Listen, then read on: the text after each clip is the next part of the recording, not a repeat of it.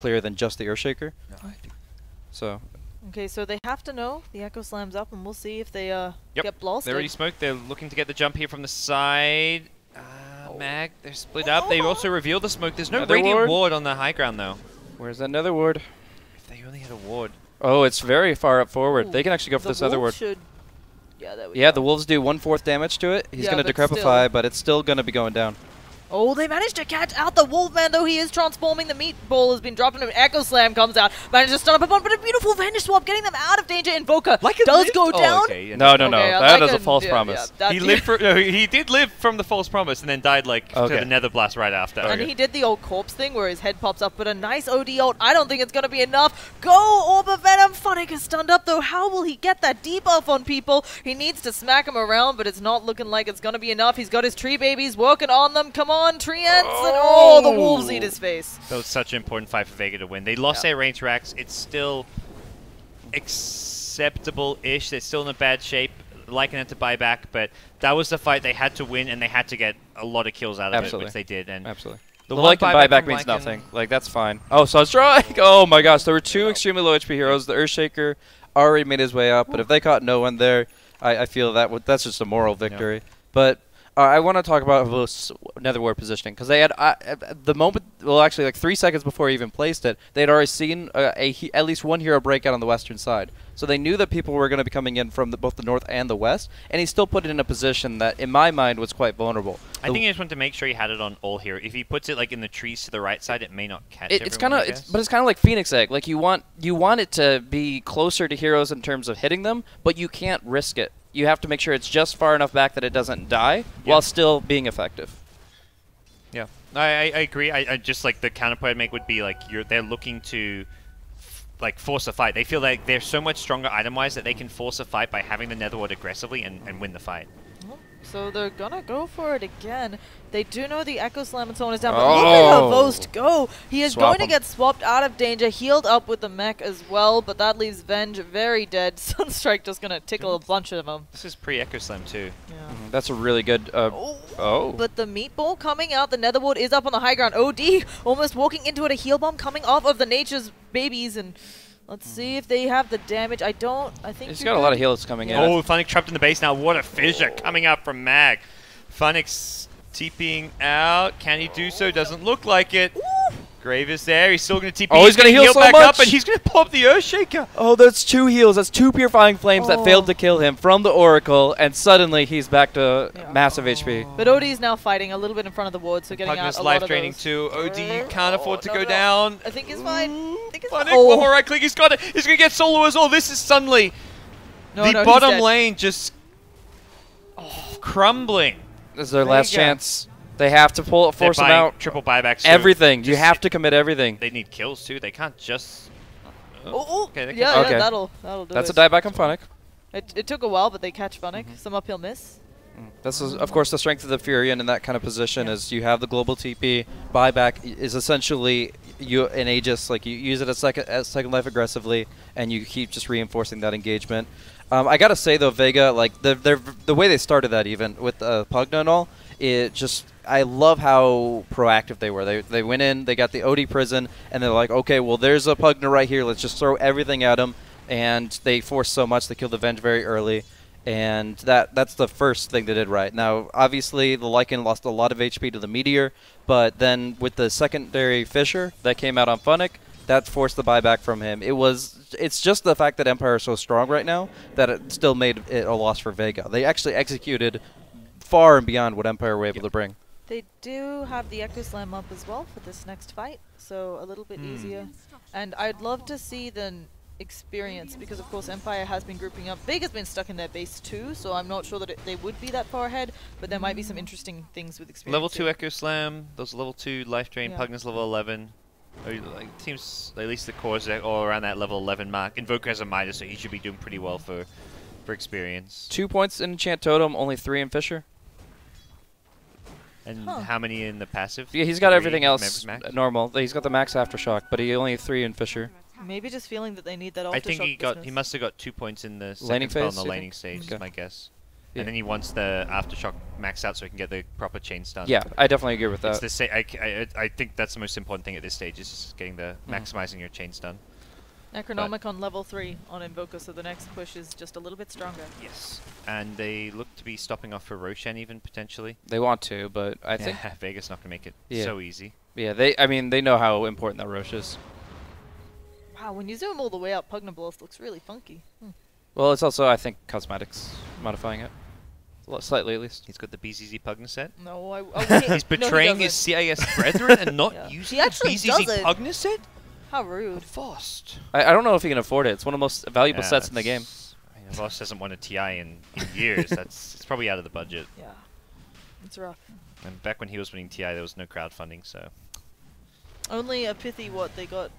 1 million. Oh, another word on the high ground? Yeah, it's Oh. Echo, he blows himself up on it though. He gets false promise, but he's definitely dead after that. He's fighting into the Netherworld here, and this is not looking too great for Vega. does. Okay, He's actually, about Shaker to got die. healed up. He's so dead. Okay. Okay, Shaker did get healed up. Wow. Yeah, just I False don't Promise is think- a good spell. Yeah, and the Enchant Totem I don't think with the zap enough, but unfortunately they've lost a Yes. lot of other teammates. Dodges the Light Striker. Oh, no. Orb of Venom, do Yeah, work. it It's gone, wasn't- he sold it. Exactly. That's why he's not going to get He's the got it, kill. he's got Last it. right click. Oh, damn. Just barely. Milliseconds. Orb of Venom would have gotten it for him faster though, let's be honest. So ultimately, not the Roche contest Vega are hoping for. Echo Slam's on cooldown, and if Empire can group up and get their spells up, they can suddenly really threaten. I think this is definitely the bottom melee racks. It's going to be a question of, is it more? Yeah, Shaker is the only dire buyback. Obviously, Aegis on the Pugna means that's going to be essentially a 6v6. I like the plays from Shaker. Anything to delay right now. Although the creep wave's there, so it's not really delay. He tried. It's the right idea. Just keep him out of your base. Do you think they racks and back, or do you rotate to another lane? Probably rotate, push out all the lanes. I don't think they want to go straight mid. They could, if they have Necrobooks and things. We'll see. Yeah, and again, an aggressive ward placement with D-Crap, it's just... Yeah, easy they to probably protect. want to back off, wait for the next Nether Ward, so that when they go high ground mid, they have the Nether Ward with Yeah, them. mid's really pushed out though. Do you think they go under tower with just a summons? No, it looks like they're... We'll find out, I guess. Invoker's TP being top, fun- it's... Oh, okay. They're just That was- fully waiting. And they've plenty of time on Aegis. They have item pickups that can come their way. Like, they just took... They got Rax money, they got Roche money. They're the ones who are going to be building items right now, not Vega. I mean, I say that. Vega are going to have a key BKB on Lycan.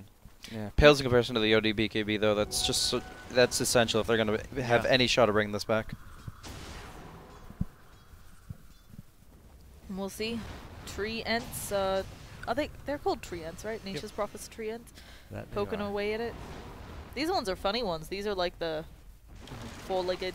This actually weirded me out the first time I saw them, but I'm used to them now. The ones that scare me are the ones with the sad faces on them that look like they're constantly in pain. They're like, we're trees that you made move and we're dying. Tier 3 dropping down. Gonna be finished off by the Invoker, but they just used the Nether Ward up. It's coming off cooldown so fast. May look to commit. Yep, they're going to pop the shapeshift. Look to go. Coming in from the side as the Earthshaker. He hasn't got the... He's got the Echo Slam back up now. This could be bad for them. No one in the front lines will break the Aegis of Havoston. Here comes Lycan again, trying to take out the Nether Ward. No more Nether Ward for you. Yeah, but the OD's already dead. Yep. He actually used Oh, like and 4 Shaker can't spells blink. during False Promise. There's no mana on the Invoker though, so I'm not okay. There's going to be the Decrep. Will they be able to catch up to Pasha? Funnik is just chilling. Shaker bought back. It's all down to his Echo Slam, and it If wasn't. he has it it. wasn't. He just used it. He took out the Invoker, it looks like. Yeah. So he took out the Invoker. Havos, maybe going to be a follow-up casualty No. here. Oh, Is he gonna No win Light this Striker 8 mana. 1v3? No. Oh, there it is. Finally. Is it good self-decrypt? No. Nice block. Oh, but Funnik's gonna Funnik's feed in too. trouble. He's got some more HP with that axe, but he's still going to get run down pretty hard. One more stun is all it takes, Chain but speed's can't giving get the it away. range. Nope. Right. and no mana when it comes off cooldown, so no point chasing. So Again, not really like a solid enough hold from Vega. The fact they have to use buybacks. Yeah, Shaker used his. they got a number of them dead though. I mean, and the damage on the range tracks isn't that significant. No, of course not. But it's still like Bit by bit, it does they're this. losing the game. Yes, like yes, I agree. At some point, they have to make a hold where they take no damage and they win the fight without a buyback. That's how they. Yes. That's them winning the game. Does the result of this fight put them in a better position come Empire's next assault? And Gets them close to the OD BKB. it's close, but it's not there yet. That's the big. I think it's like 1,200 off. Yeah. So And the even the follow-up question is like, OD BKB even going to suddenly swing the game in their favor necessarily? I'm not convinced that's going to be the case. I think so. There's so much physical damage though. You've got Venge, Dazzle, Invoker with Exort, Forge Spirits, and he's going to have BKB so he can right-click himself. I feel like it profits right-click damage. Like if Furion had a Dezo, maybe, but like he's got an Ags. It's still going to be the split push and constant pressure game from him. Yeah. I think it does change the narrative of the game, but still, it's very much in Empire's favor, even when the BKB comes up for OD. That's true. If he had a BKB now, it still would be looking pretty grim for Vega. They see the Just out of range, I guess. letting it live, maybe just out of range. Perhaps ever so slightly. Courier flies If overhead. that was a swap kill, like, I don't know. The swaps have been really good coming out of this Venge, I have to say. So they're gonna go. Let's plan with these aggressive wards, it seems. Yeah. No one's already done a half HP. Okay. Yeah, no decrep when you're Astral in that Havast Astral. and then focus down Walk the ward, away. I guess. Just poke at the range racks, but It's don't fine. commit without the ward. This is pretty good for Empire. OD OD TP's to Fountain for the yeah. extra BKB, he's got it. efficiency. This might be a hold. Rax is gonna be gone in a second when the Nether Blast. Yeah, no glyph. Range Rex is... Earthshaker just has to go out and Oh, get they're him. What? Oh, denying really? it. Yeah, I mean they're Is gonna that get solo? It anyway. Yeah. I think it's fine. Good. They got bigger problems than that. Yeah. That Range Rex being denied right now with Prophet pelting away at this top tier 3 tower. They're splitting up here, and that makes the BKBs a lot less effective because they're not committed to like one big 5v5 engagement, and they say mid's a bit too tricky. Let's go top. Earthshaker. No one's popped the BKB very early here. They've got to get the no. net catch, and they don't do so. Defensive Yules have lost, swapped away to safety as well. No one shrugs off, well, doesn't take any damage to the Chaos Meter because of BKB, but now the BKB's gone. He's got no buyback. He cannot afford to die here. Question is if Empire recognize that or not. They're going to see an Echo Slam in the background, but the follow-up damage is not really there. Okay, Lina shows up, and suddenly Vega have won that convincing team fight. They've taken out 3, looking for a 4th on the Ghost Walking Invoker, but don't seem to have detection. Nah, he's slow with one wax, 2x, but it is enough to get him out of there.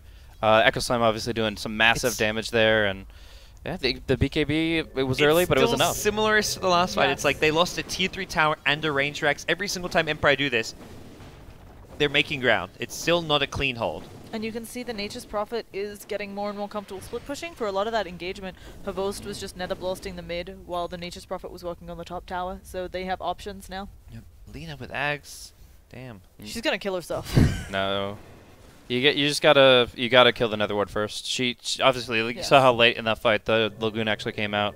It's the finisher here. You take the Nether Ward out first, and I feel like at the very least OD prisoning Havost right before he drops the ward has allowed Vega to kind of get in an aggressive position to either take out heroes next to Havost or take out the ward.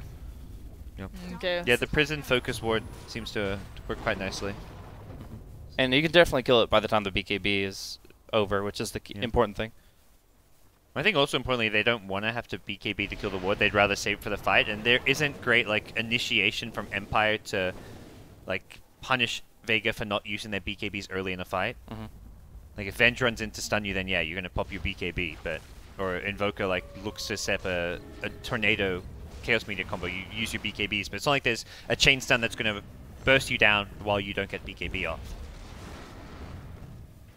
Looks like they are mostly congregated in top, except for Nature's Prophet. Are they gonna try to get something done onto Pasha? Again, also, Pasha, he's more farmed this time, but I haven't seen too much impact. There's gonna be a meteor. I think that Invoker may be in a lot of trouble. The Shallow Grave comes out. He needs to get on out of here. He's put in that Astral Imprisonment. Is that gonna be what kills him? That's so good. Oh.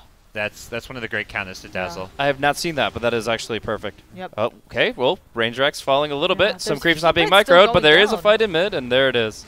Lycan with his BKB is going to wear off. He's going to be forced back. At some point, someone's going to come back and defend here. Again, it's a pretty good team fight for Vega. They're getting the slightly better trade, although they lose Lycan as I say that.